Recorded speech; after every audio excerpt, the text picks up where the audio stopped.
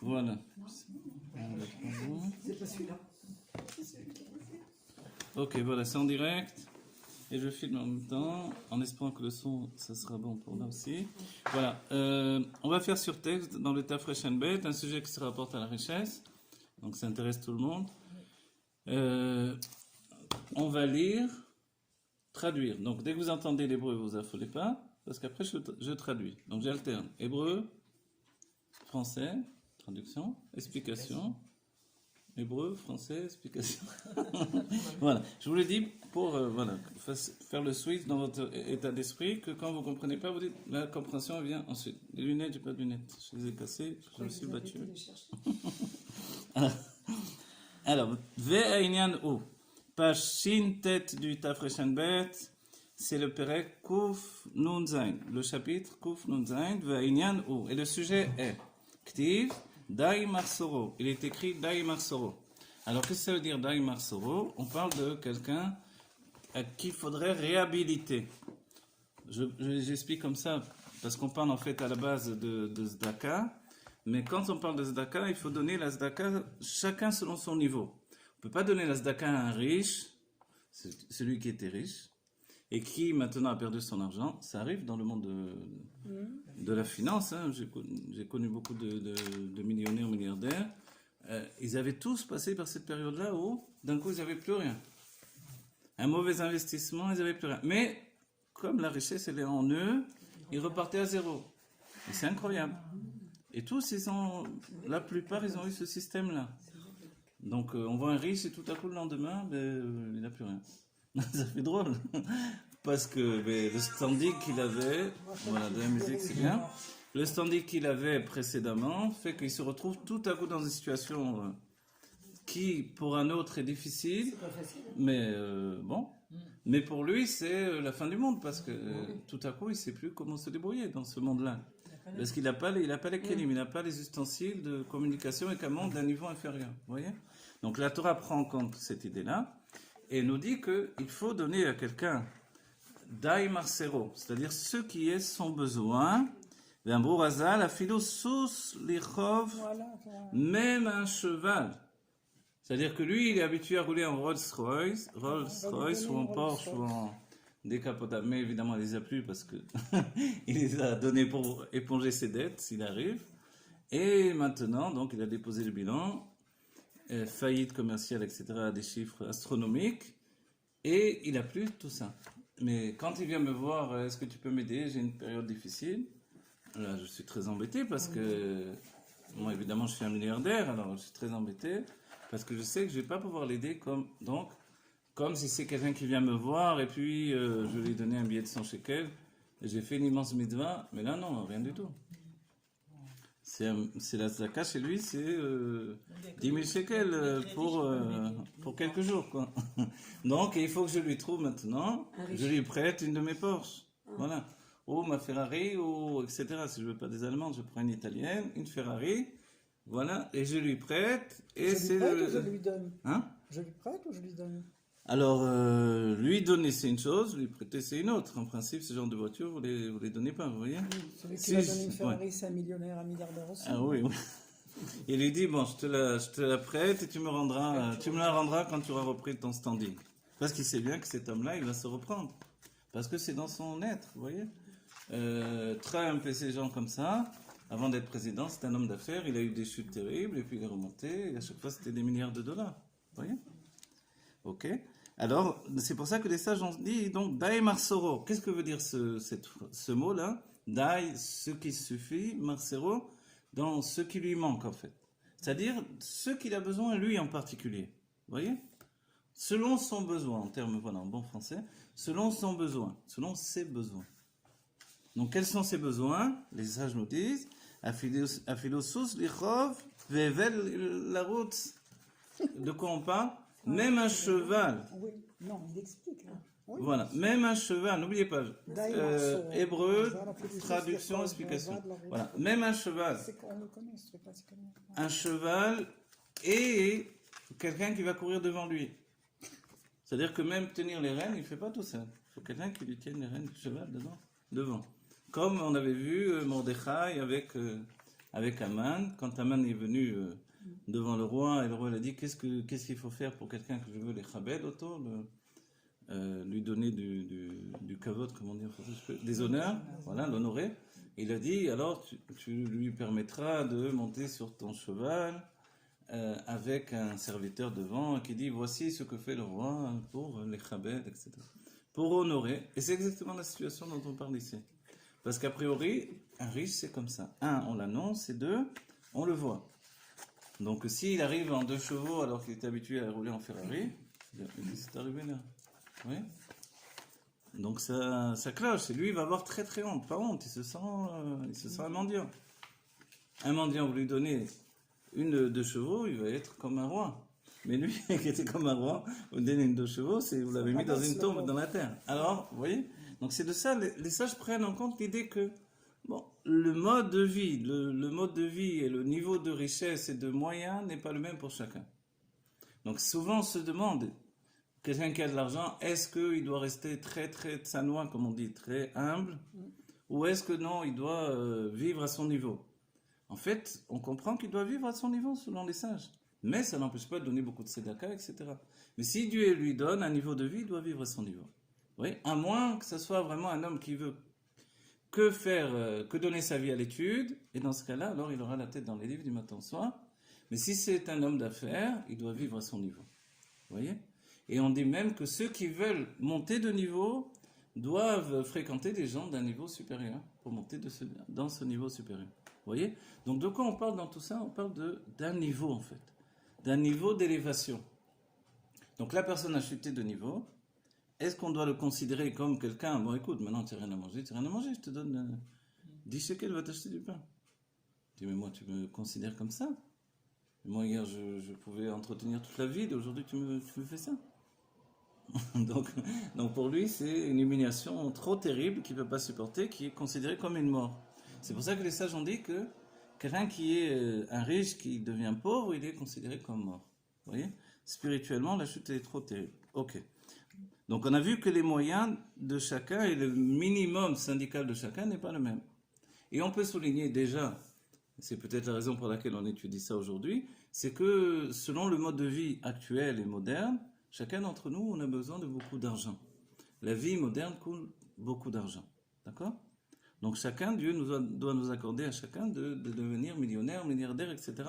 Et à nous de savoir utiliser cet argent pour le bien. Pour faire du bien et pour engager des investissements dans le côté du bien. Ça, c'est le plus important. Chez Zéo, Ribouille à Hashpa. Comment on appelle ça dans les termes de la Torah? Ribouille à Hashpa. Quand il y a beaucoup un standing élevé, un niveau de vie extraordinaire, on appelle ça Ribouille à Hashpa. Qu'est-ce que ça veut dire? Ribouille, c'est beaucoup. Hashpa, c'est l'influence. C'est-à-dire que Dieu a distribué une grande influence à cette personne-là. Vous connaissez le sujet, le Rabbi le rapporte dans une sikha, le fait que Rabbi Yehuda Anassi se levait devant les riches. Et on disait pourquoi il donne du kavod aux riches, pourquoi il leur fait des honneurs, parce qu'ils sont riches, peut-être qu'ils veulent l'argent. Non, Rabbi Yehuda Anassi n'avait pas besoin d'argent, il était lui dans un niveau, il était exactement comme un roi, tellement il était riche. On dit qu'on n'avait rarement vu autant de qualités réunies chez un homme, y compris la richesse. Donc alors pourquoi ils faisaient du kavod? Parce qu'ils étaient entre riches, ils se font du kavod? Non, le rabbi nous dit parce que le fait qu'une personne se soit vue accorder une grande richesse par Dieu, c'est un signe que Dieu a confiance en lui. Pour lui confier son argent, ses bienfaits terrestres. Pourquoi? Parce qu'il sait que la personne va les distribuer. C'est-à-dire qu'en principe, quand on voit une personne qui est très riche, etc., on peut l'envier bêtement, méchamment, mais bon, on reste toujours bête et méchant nous-mêmes, ou alors, au contraire, être content pour lui et se dire que non, cette personne-là, elle a un mérite.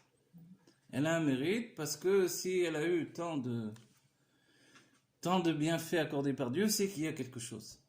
Dieu a une grande confiance dans cette personne. En hébreu, c'est Hashem Yeshlo Emun Ba'en. Voilà, Ba'em. Ba'en en araméen et Ba'em en hébreu. D'accord? Dieu a de la foi dans ces personnes-là. Il sait qu'ils vont redistribuer leur richesse. Et en principe, c'est comme ça. On peut citer des exemples si vous voulez, on en citera. Deinian Aosher, alors on va y arriver. Aval Iyata Mechuyav Leoshro. Ah voilà, pour une personne à qui on doit donner tout le standing, etc. Donc on a dit même un cheval avec quelqu'un qui marche devant, etc. Donc aujourd'hui, c'est vrai que si on parle de lui donner, on a dit tout à l'heure, une Ferrari ou une voiture de collection, etc., ça coûte plus cher qu'un cheval quand même. Et bien que le cheval, ce soit un grand entretien, etc., mais on comprend que c'est déjà un niveau, etc. Alors, et là, il nous dit, Aval iyata mechuyav leoshro. Mais tu n'es pas obligé de le rendre riche.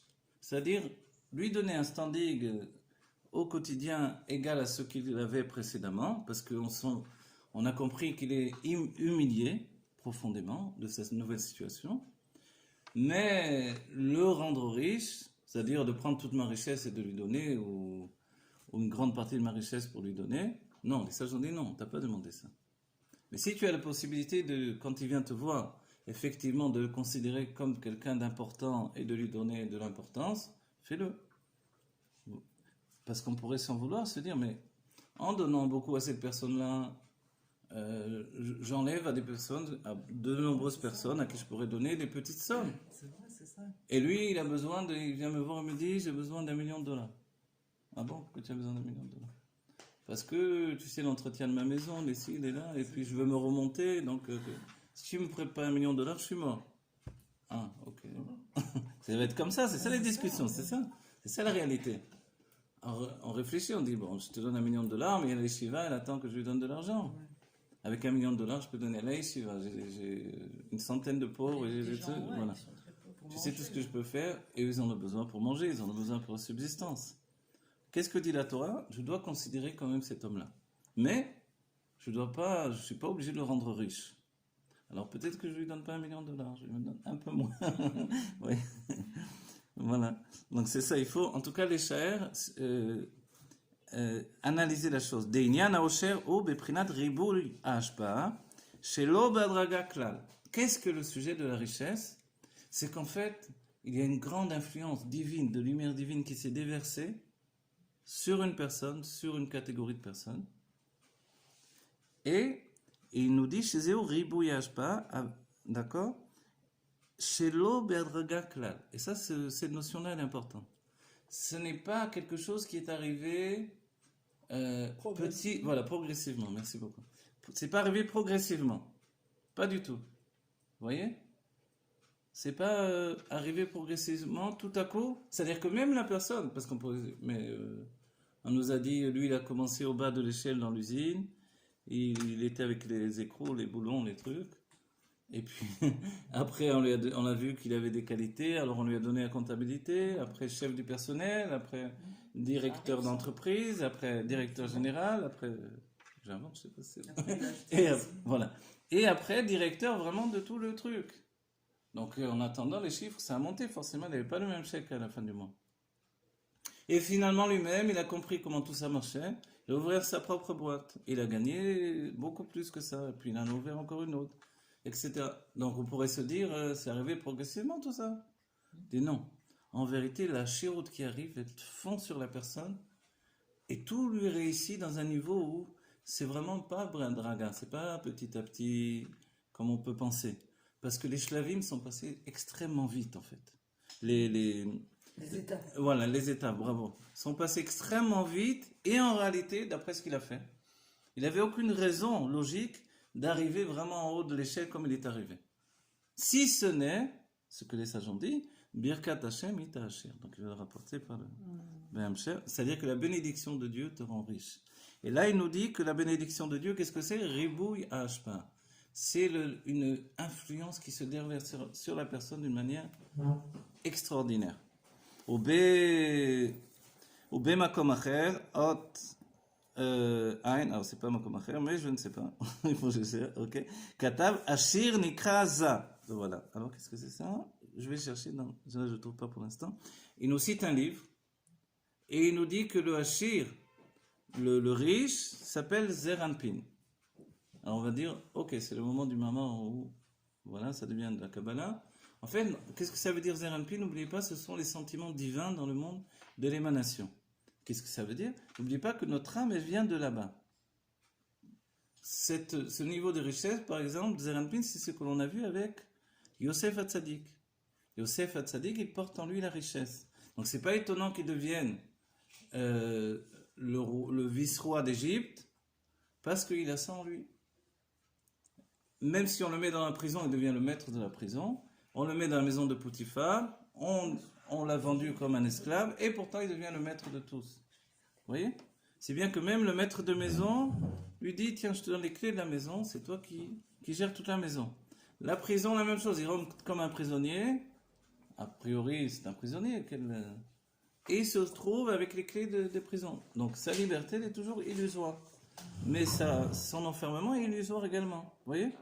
Alors il n'est pas vraiment libre parce qu'il est en prison, mais il n'est pas vraiment enfermé. Donc en fait, c'est cette situation-là. C'est-à-dire la liberté illusoire qu'il a, c'est que le monde, c'est un enfermement, mais l'emprisonnement illusoire, c'est que lui, il n'est jamais enfermé. Vous voyez? Il y a les deux situations. Et c'est pour ça que le rabbi nous a dit que pour l'Admorazaken, quand il était emprisonné dans les prisons de Russie, du tsar de Russie, c'était pas un emprisonnement pour lui. Il n'était pas libre, mais il n'était pas non plus enfermé. Parce que la liberté, c'est quelque chose qui est dans l'être. On la possède ou on la possède pas. Vous voyez? C'est-à-dire que quelqu'un peut être libre, mais en fait, il a tellement le joug, la pression du quotidien, la pression de la vie, qu'il est enfermé. On en a bien conscience, hein. Dans nos vies, on est tous passés par ce cycle-là, au moins un moment dans notre vie, de sentir qu'on a tellement de responsabilités, tellement de choses à gérer, tellement d'argent à trouver, tellement de ci, de là, que ça pèse trop sur les épaules et on se sent comme ça, on se sent emprisonné. Emprisonné dans un monde qui m'empêche d'être libre. Vous voyez? Donc de là, on se rend compte qu'en vérité, je peux être en prison et libre. Et je peux être libre, mais emprisonné. Vous voyez? Donc en fait, quand Dieu donne à une personne tout à coup un ribouille, une abondance de shefa, alors les échelons, on a dit, c'est pas Badraga, tout à coup il se retrouve au plus haut des échelons. Et qu'est-ce qui s'est passé chez lui? Alors en fait, il est en correspondance tout à coup avec ça. On va comprendre. Si le texte n'explique pas tout de suite, je vais vous rapporter un rajout d'explication. Qui est la personne elle-même? La personne, elle est passée au niveau de Zeir Anpin. Oui. Ouais, Mais dans Hatzilut, il y a plusieurs niveaux.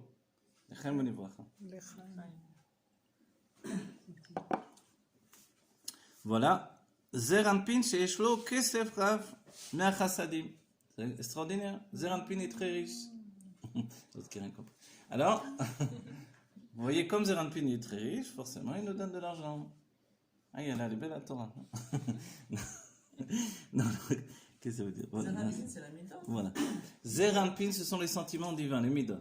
Ok. C'est Chesed, Gvura, Tiferet, Netzar, Od, Yesod. Ça, c'est Zeir Anpin. Ok? Générosité, rigueur, harmonie. Netzar, c'est le bitachon, c'est d'accord? D'être sûr de soi. Le Od, c'est la tmimut, la candeur, l'innocence. Et le fait d'être Retzini, le Yesod, c'est la force d'influence. Tout ça réuni, c'est Zeir Anpin, qui est réuni dans le terme de Tiferet également. Et ça se trouve dans le monde de Hatzilut. Dans le monde de Hatzilut, voilà. C'est le Shem Havayé, quand on dit le Shem Havayé. Dans le monde de Hatzilut, c'est soit Chochma, la sagesse, soit Zeir Anpin, les sentiments. Et quand on dit le Shem Yichud Kudsha Berichu Ushchinte, d'accord? Qui c'est? Kudsha Berichu, ça veut dire le Saint béni soit-il, et la Shechina, et la présence divine. On parle de Kudsha Berichu ici, c'est Zeir Anpin. D'accord? Quand on dit Akadosh Baruch Hu, le Saint béni soit-il, là je vais dire en araméen, ça veut dire, traduction exacte, ça veut dire Zeir Anpin. D'accord? Zeir Anpin, traduction, petite figure.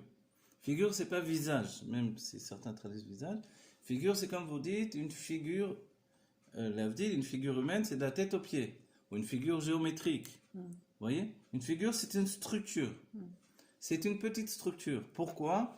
Parce qu'elle est dans le niveau des sentiments. C'est un adolescent encore. Et pourtant, il est riche. De quoi il est riche? De chassadim, de générosité. La générosité, n'oubliez pas, c'est pas juste il est gentil, c'est pas ça la générosité.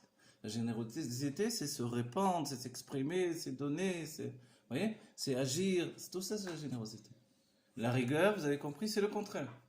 C'est garder, c'est ne rien dire, ne rien provoquer, ne rien faire. Voilà, ça c'est la La rigueur. limite et tout ça. Voilà, tout est limite. Tout est attention ci, attention là, etc. Quand Dieu nous donne la Birkat Kohanim, par les Kohanim, Yevarecha Hashem veishmerecha.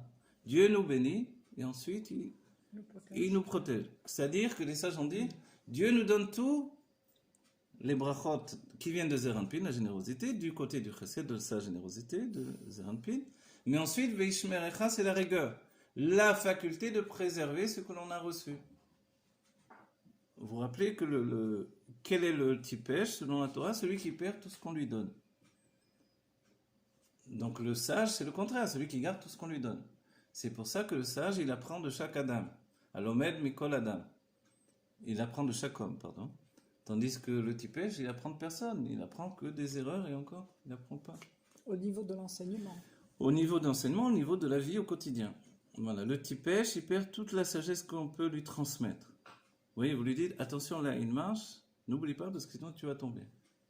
Pas de problème, pas putain. Vous voyez, comprenez? C'est un exemple pour dire dans la vie, il est comme ça, il oublie. Kolma, les sages disent, Kolma chez notre nimlo. Voilà. Tout ce qu'on lui donne. Et les sages ont expliqué, c'est quoi? Il y a un mamar du rabbi, un mamar des rabbis. Kolma, tout le ma qu'on lui donne. Le ma, c'est le bitoul. Le bitoul, c'est la soumission, mais pas la soumission bête et imbécile, la soumission à ce qui est plus élevé que moi. La grande qualité, la plus grande qualité humaine, c'est de se soumettre à celui qui est plus élevé que nous. La grande qualité des chassidim, c'est de se soumettre au rabbi. Le rabbi nous a demandé de faire des choses, on ne se dit pas, mais de quoi je me mets après tout? C'est vrai, on pourrait dire ça. De quoi je me mets, il me demande de faire chitat, rabba, j'ai rien demandé moi. C'est vrai. De quoi je me mets, je fais ce que je veux, j'utilise ce que je veux. Je pourrais dire ça. Pourquoi des milliards de personnes dans le monde ont reçu sur eux de faire, milliards j'exagère peut-être, mais de faire, d'étudier le Chumash avec le Rashi, les Teilim, le Tanya, on rajoute à Yom Yom évidemment, tant qu'à faire, et puis le Rambam. Pourquoi ils ont accepté? Parce qu'ils ont cette notion de main. Le main, c'est Gematria, c'est la valeur numérique de Adam. L'homme. Un homme, c'est quelqu'un qui sait se soumettre à celui qui lui est supérieur. C'est-à-dire qu'il y a une estimation forcément. Et l'une des qualités de l'intellect, c'est de savoir estimer. Quand j'estime que cet homme-là, il est hors norme, il n'est pas comme les autres, donc effectivement, je me soumets à lui. Vous voyez? Mais je ne me soumets pas imbécilement, je me soumets dans le sens où je vais prendre de lui tout ce qu'il peut m'apporter. Et je sais que grâce à lui, je vais pouvoir me rapprocher de Dieu qui est encore plus élevé, sans aucune considération. Et tout ça dans la compréhension que Enon Milvado. Chaim Libracha. Ok?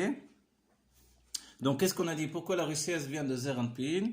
Parce que Zeranpin, chez Yeshlo, Kesef Rav. Kesef Rav, le mot Kesef. Qu'est-ce que veut dire le mot Kesef en hébreu? Voilà, Kisufin, c'est le désir. Nirsefa vegam kalta nafshi. Vous connaissez ce passouk-là? Est-ce que vous connaissez ce passouk-là? Nirsefa, le mot kala, il vient de là d'ailleurs. Klot anefesh. Nirsefa, c'est-à-dire que le mot kesef, c'est l'origine, vient de l'étymologie de désir. Nirsefa vegam kalta nafshi, mon âme a un désir de Dieu, tellement qu'elle s'englobe dans Dieu. Klot anefesh. Et le mot kala, il vient du mot de klot en fait, les klot, de s'englober dans Dieu.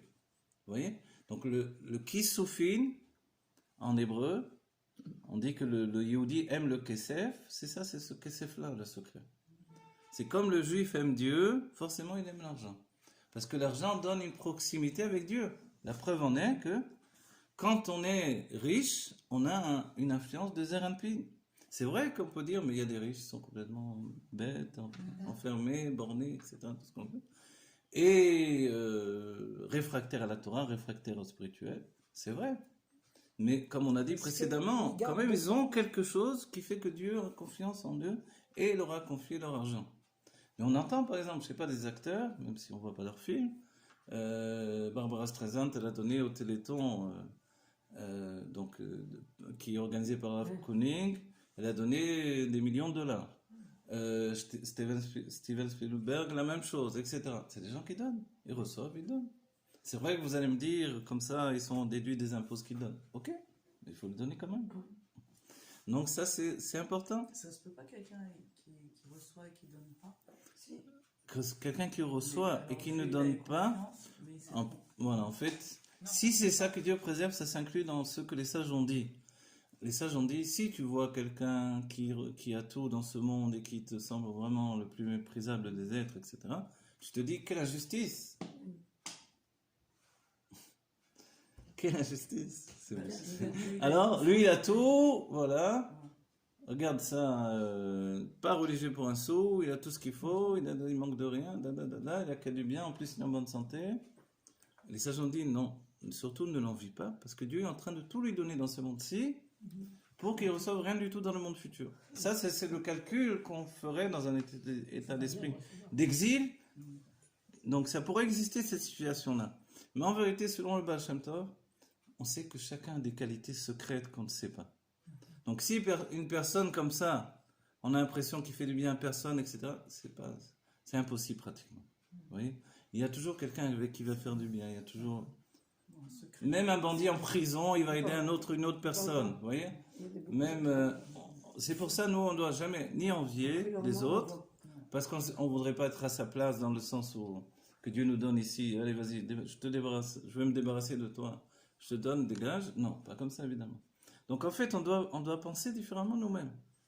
On est dans un stade de l'humanité et du judaïsme plus adulte, on n'a plus besoin de voir le mal dans l'autre, etc. C'est-à-dire, par exemple, quand les sages nous disent, si tu vois une femme devant toi et qu'elle est belle, alors au lieu de la regarder, tu dois penser que finalement, elle est pleine que Dieu préserve d'excréments, de verre et de ci à l'intérieur. Donc voilà ce qu'il y a là-dedans, dans cette femme-là. Bon. Alors forcément, ça fait pas envie. Alors, mais franchement, je vais penser ça. C'est ça que je vais voir. Chaque fois que je marche dans la rue, je vais penser à ça. Va, reste dans les toilettes, c'est mieux. Alors, ok. Alors, tout simplement, je dis, qu'est-ce que j'ai regardé? Regarde ta femme tant que tu veux, regarde pas les autres femmes. C'est tout. Oui. Et c'est-à-dire, on doit trouver une manière plus positive de voir les choses. Même si les sages l'ont dit et même s'ils ont raison. Même si c'est écrit dans le Tania, ce que j'ai dit là. C'est-à-dire que, ok, la personne qui est vraiment comme un fou, alors ok, tu as un dernier joker, c'est celui-là. Sors-le. Ok, tu vois que tu peux pas, sors ce joker-là. Mais avant de ça, toi, tu vas pas toujours penser à ça, parce que elle est quoi ta tête après? Donc alors, trouve des choses plus spirituelles, plus élevées pour t'en sortir dans la vie. Ok. Ne serait-ce que, voilà, on n'a pas besoin de regarder les autres femmes. Okay. Ah voilà, moi j'ai cassé mes lunettes. Monsieur le rabbin, ça fait une heure, vous êtes là à regarder cette femme. Quelle femme? Ok. Au pirouche, ok. Donc on a dit que c'est la source même du chesed, c'est quelque chose d'extrêmement spirituel. Et c'est pour ça qu'il faut changer notre état d'esprit. Qu'est-ce que fait le Rabbi Rachab dans ce moment-là, quand il nous dit tout ça? Il nous dit, écoute, change ton état d'esprit. Peut-être que pour toi, la richesse est quelque chose de méprisable. Ah, c'est la psychologie. Là, c'est quelque chose de méprisable. C'est quelque chose où tu as des blocages parce que si, parce que ça. Parce que tu vois la chose comme les riches, tu as vu, c'est tous des orgueilleux, ils sont pas sympathiques. Et c'est vrai qu'on a l'impression. Mais c'est faux, c'est pas vrai. C'est pas obligé d'être comme ça. Mais forcément, ça donne une certaine géout, une certaine fierté. Et ils sont un peu plus le nez en l'air que les autres peut-être, etc. Parce qu'ils sont riches. Mais c'est un niveau de vie. Ils se trouvent dans ce niveau de vie. Et puis, ils ont aussi une certaine crainte finalement des autres qui vont les aborder uniquement pour leur argent. Donc, ils sont devenus suspicieux. Quelqu'un vient dire bonjour, comment ça va, qu'est-ce que tu fais? Hop, vivent mal, qu'est-ce qu'il pense? Allez, lui se rapproche de moi pour mon argent. Qu'est-ce que tu veux? Combien tu veux? Ils vivent pas bien, en Il va fait. se sentir Hein? seul, ouais. Combien tu veux? Je t'ai pas. Ouais, Bon, mais si tu- voilà, c'est ça tout de suite sa tête. Elle dit combien d'argent il veut celui-là? Qu'est-ce qu'il veut? Voilà. Donc Ouais. forcément, Ouais. il est méfiant par rapport aux autres. Et du coup, peut-être qu'il a beaucoup moins d'amis. Et s'il a des amis, c'est dans son milieu de vie parce qu'il sait qu'on ne va pas lui demander. Vous voyez? Donc, dans cette optique-là, pour moi, peut-être je me dis, bon, les riches sont pas sympathiques, ils sont ci, ils sont ça, c'est ça. Et puis, moi-même, j'ai du mal à me rapprocher d'eux parce que j'ai peur qu'ils pensent que je me rapproche d'eux parce que je veux de l'argent. Oui, c'est compliqué. Alors que moi, finalement, je veux pas l'argent. Bon, s'il m'en donne un peu, c'est pas. Oui, ça je vous l'ai dit. Bon, s'ils m'en donnent un peu, si ça tombe de leur poche, je vais pas dire. Donc ils ont raison. Donc, alors, voilà, du coup, je me dis, mince, alors, moi aussi, je suis comme les autres. Oui, c'est compliqué. C'est compliqué. Bon, c'est la nature humaine en même Voilà. temps. Hein, C'est compliqué, cette histoire-là. parce qu'il va vachement se travailler pour ça. Voilà. Alors, mais on souligne que ce qui doit être établi dans notre esprit, ils ont un mérite particulier devant Dieu. D'accord? Et moi, souvent, j'ai cité le Rav Riskin de New York, celui qui fait Nasatorim, et chez la New York, chez le Rabbi, où il reçoit pendant toutes les fêtes de Tishri. C'est lui qui finance une grande partie de tout. Les gens qui viennent, qui peuvent manger du matin au soir dans la souka sans avoir à sortir un sou, etc. Et lui, c'est vrai qu'il a des centaines d'appartements à Manhattan. C'est pas mal. Aussi Roubache, qui Voilà. Bashkin aussi. Voilà. le frère. Mais moi, je cite Riskin parce que je le connais, parce que quand j'étais à Sharer Chassel, là-bas, j'étais Shamash, donc je le connais de là-bas. Et c'est un vieux monsieur très gentil. Et c'est le fils d'un grand Mashpia Chabad. Voilà. Et c'est vrai qu'un jour, je me suis dit, mais c'est quoi son srout qu'il a eu autant de richesse, cet homme-là? Et je l'ai cité plusieurs fois dans les shurim, c'est que quand il était en Russie, enfant, adolescent, il avait juste, je crois, 13 ans, son père l'envoyait pour ramasser les juifs qui étaient tombés dans les pogroms et qu'on n'avait pas pu enterrer parce que le sol était gelé. Il les ramassait avec une charrette 13 ans.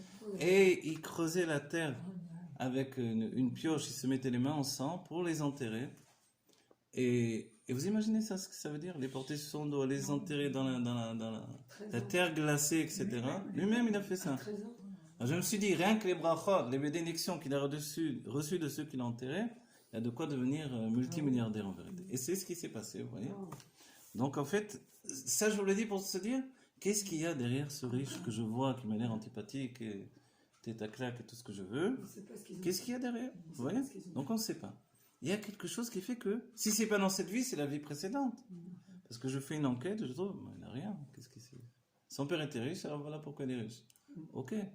Mais même un fils de riche, il peut perdre la richesse comme ça aussi.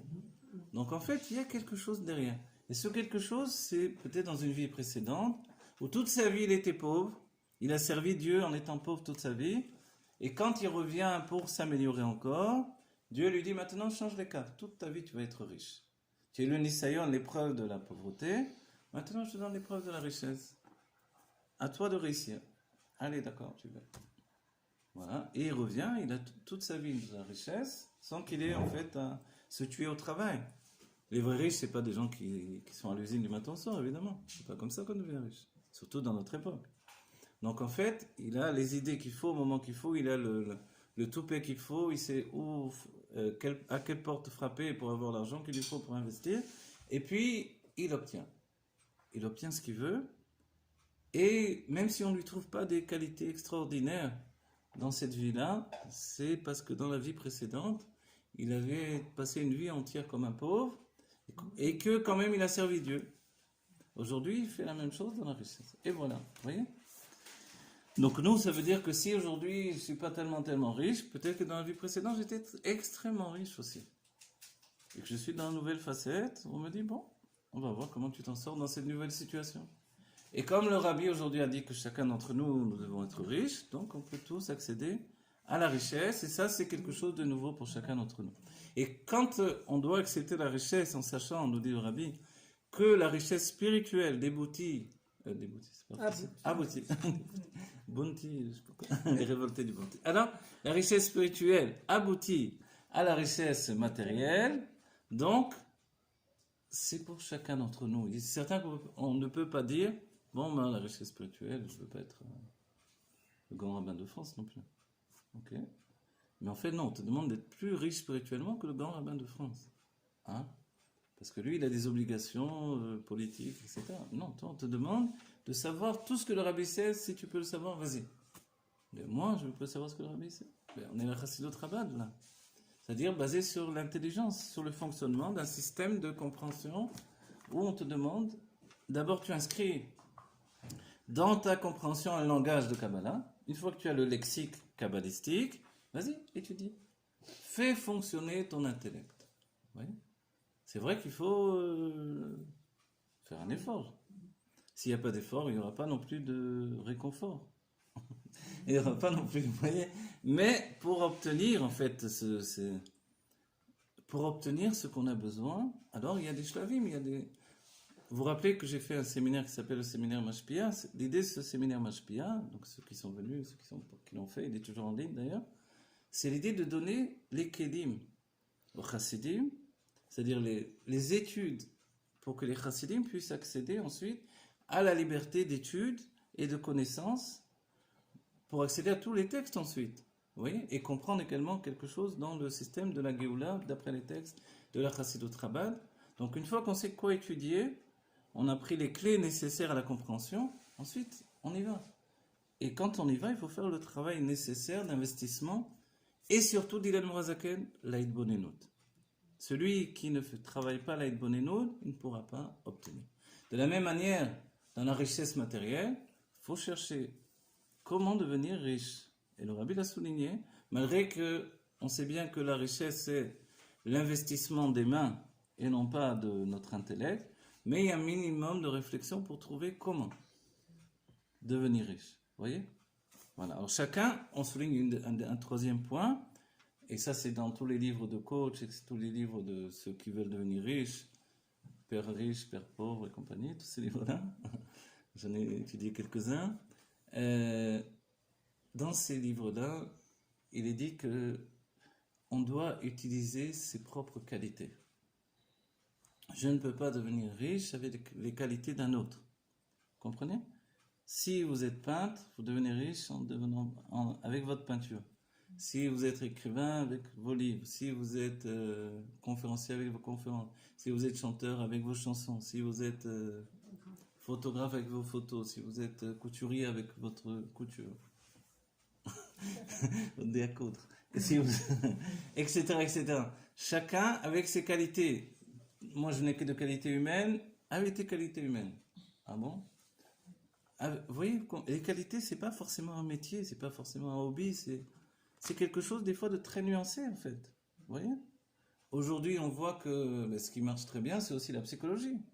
La psychologie qui a explosé dans le monde à partir de Freud et de ce qui a suivi, Jung, etc., etc.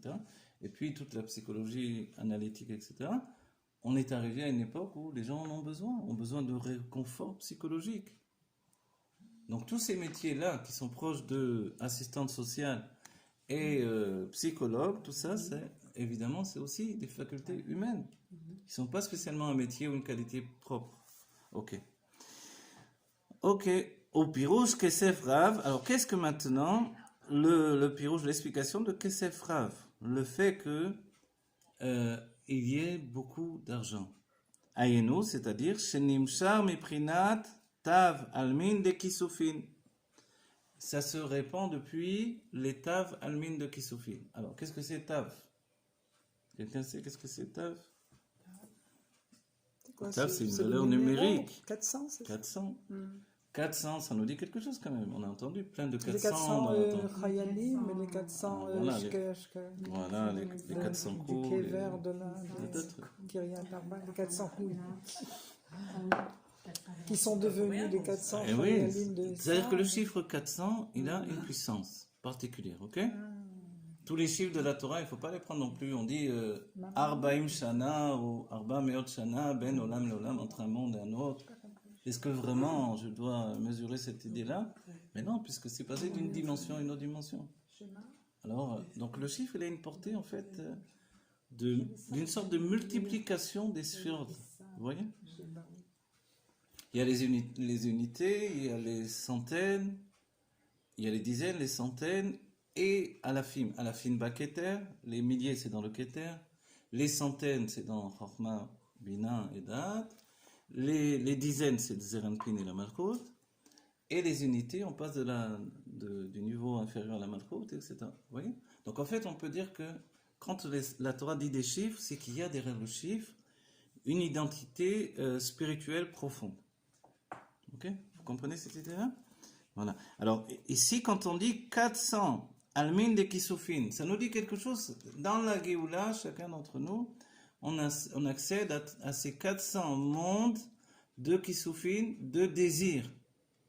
C'est-à-dire que quand on nous dit que Dieu a créé le monde parce qu'il avait eu un désir d'avoir une maison ici-bas, sous-entendu que la base même et l'identité profonde du monde de la matière, c'est le désir de Dieu.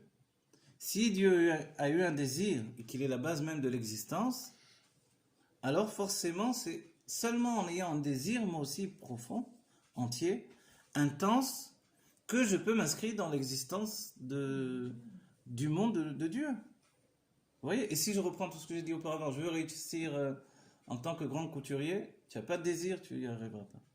Ah bon? Le désir, en fait, c'est une association avec Dieu. Quelqu'un qui n'a pas de désir, il ne peut rien réussir. Le désir de tout. Le désir, même quand on dit le désir d'avoir de l'argent, tu veux être riche, si tu n'as pas de désir d'avoir d'argent, tu n'auras pas de richesse. Tu veux une femme, si tu n'as pas de désir d'avoir une femme, tu n'auras pas de femme.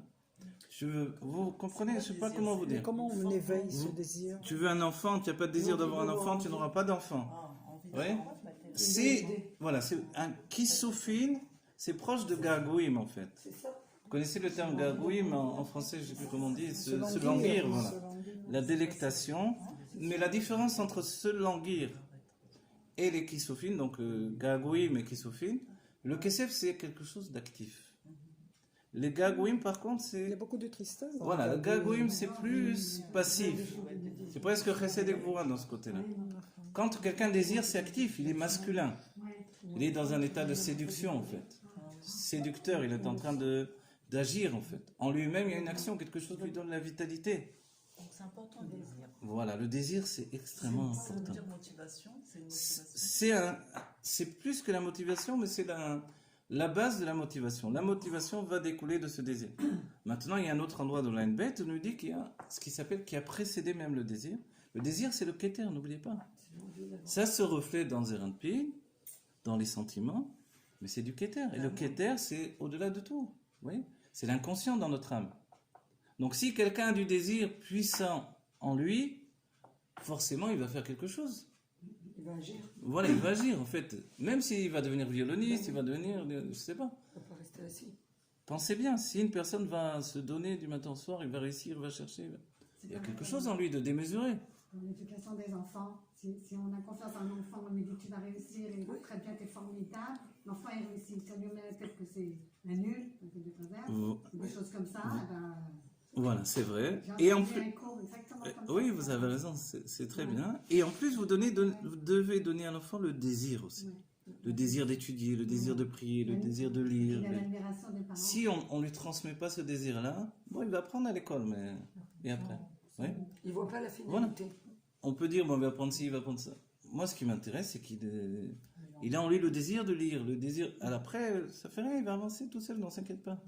Mais s'il n'a pas ça, s'il n'y a pas en lui ce désir-là... S'il n'a pas ça. S'il n'a pas ça, il faut trouver le moyen de lui transmettre. Et on va donner un... Vous savez ce qui est extraordinaire dans notre époque? Habituellement, normalement, avant notre époque, il y avait une éducation de l'enfance, l'éducation de l'adolescence et l'adulte. C'est pas la même. L'enfant, on l'éduque de manière générale dans des notions générales, et on ne peut pas faire de différence avec un enfant et un autre. L'adolescent, par contre, c'est l'âge de la différence. Si je fais tout le monde pareil avec l'adolescent, j'ai tout manqué.